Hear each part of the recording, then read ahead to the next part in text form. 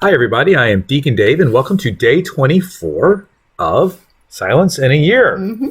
Alicia is with me. I don't think I've said that the last couple of days. I apologize. It's all about me. It is. Not really. It's all about Jesus. So that's the thing. So anyway, we are on to day 24, like I said, and the title for today is Sacred Dimension. And the word of the day is beauty. Take it away, Alicia.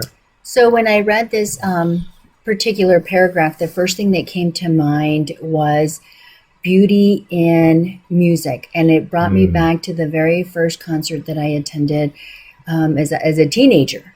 I went to a Guns N' Roses concert, and I had a great time. The music was great, but there was not a lot of beauty because it was so loud and tended to be a little distracting. And my ears rang for days after that.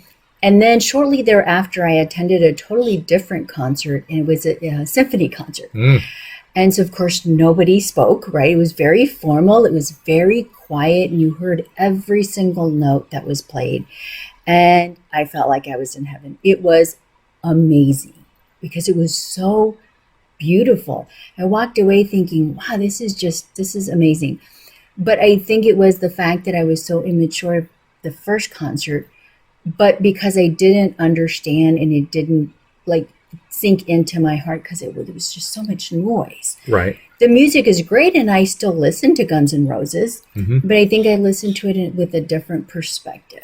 Yeah, greater beauty, right? Because of your relationship with God. And I think, a song, Alicia, it doesn't have to be Christian, right? Right. In order for God to speak to you through that song. A perfect example for me is I was doing a retreat a couple months ago for a group called the Second Act, an older group of people. And I ran across this song by John Legend called All of Me, which is a love ballad. But it says, all of me wants all of you, and all of you wants all of me.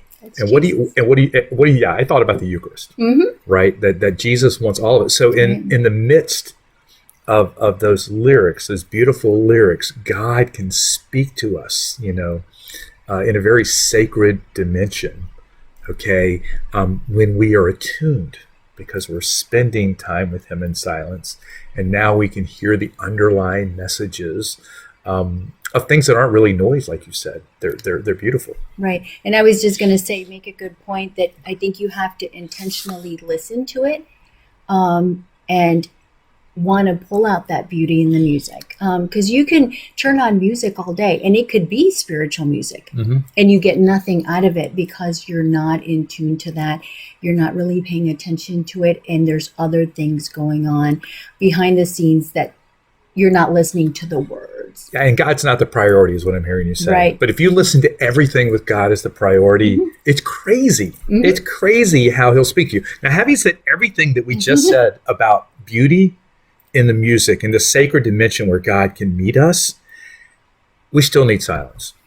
Well, I think you need silence because you need to be able to focus on that. You need to be, and when your relationship with Jesus grows and matures, then those lyrics become clearer.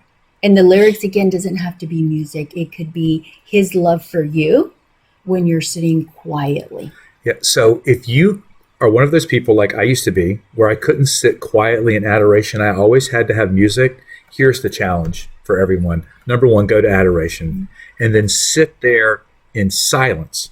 Now, how about this? If you don't like music in adoration, my challenge for you is to go listen to music in adoration and see the sacred dimension that you can find inside of that. Because you see, God, he's pretty good. He can work both ways, Alicia. Right. Don't you think? Oh, absolutely. All right. And he wants the harmony and the beauty of the music is he wants to connect to your heart.